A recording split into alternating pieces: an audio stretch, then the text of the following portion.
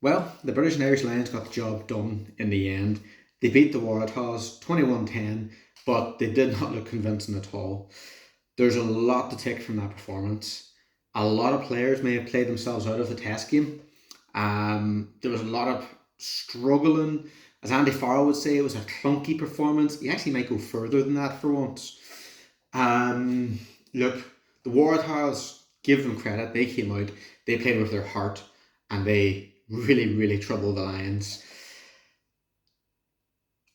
Their number seven was quite impressive. His name, Charlie Gamble. If he plays for the Wallabies in any of those tests, the Lions could be in a wee bit of trouble. His work at the breakdown was fantastic. He was constantly winning penalties at the breakdown and stifling the Lions' attack. He did score a try, which was ruled out as well, showing his attack of an attacking, my mistake, kind of ability too. Look, the Lions should be a bit worried about that performance. There's not much they can do in terms of changing the system, changing things dramatically. All they have to do is get better at what they're already doing. They're too far in now with 2 weeks left before they play Australia. Concerns, you look at the concern in the backfield. Hugo Keenan and Mac Hansen didn't have brilliant games. Blair Kinghorn was quite quiet. Can't really judge him too much. Found him impressed going forward when he came on, as he usually does. In the centre, Hugh Jones. Hugh Jones was immense going forward. Tuipolatu impressed again going forward.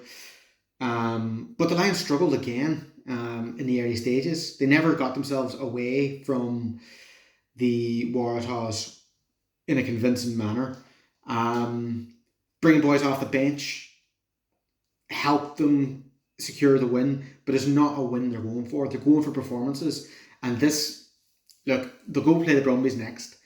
And we might see a completely different performance and a completely different side. Andy Farrell will probably lay into them, and he'll have made his mind up about a few players today. I think Ben Earl showed just exactly how good he is at running with the ball, but he gave away a couple of penalties. James Ryan, very quiet. Can't see him getting anywhere near that test squad now. Today he had to perform. He didn't do anything wrong. Didn't do anything particularly over the top well either. He's a steady Eddie that you like to have in your squad, but he just doesn't have what Joe McCarthy or Toje has, or Tag Byrne in that second row. They're just a level above Ryan, and Ryan, very good operator, but I feel sorry for him in that regard of he just won't be involved in the test sides. But look, I think personally there's a lot to take for the Lions from this, and that can be good. You want to have notes, you want to make comments, you want to analyse it as much as you can to fix what needs fixed, but you would have been hoping for that in the last performance. You're 2 weeks out now from the test, and there looks to be a lot that he's done. Their defence still looks like a big issue. Ireland have been known for a very good scramble defence, and a scramble defence is all well and good, but you don't want to have to scrambling all the time. This might be an issue that the Lions have, is they are scrambling in defence, and some players might not be used to it, or might not like it. They might want a bit more structure.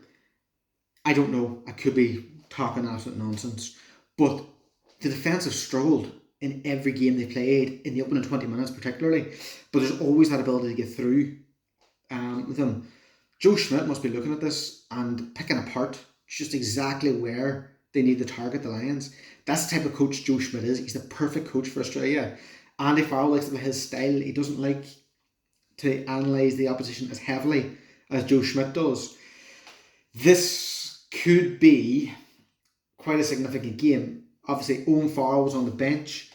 Finn Smith struggled to control things, maybe attempting too hard to impress now with the kind of figure of Owen Farrell in the background. Owen Farrell can control things, as we've seen throughout his career.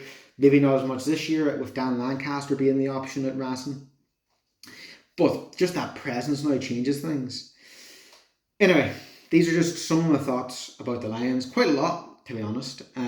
You can agree, you can disagree. I look forward to maybe having comments with you and talking to people about this, but where they agree with me or where they disagree with me. I always encourage conversation. That's what sports is about. Sport is about opinions. Sport is about coming and sharing a love and having a conversation with them. Look, I've been Ben McGilligan. Thank you very much for watching, and I look forward to talking to you about this in the future.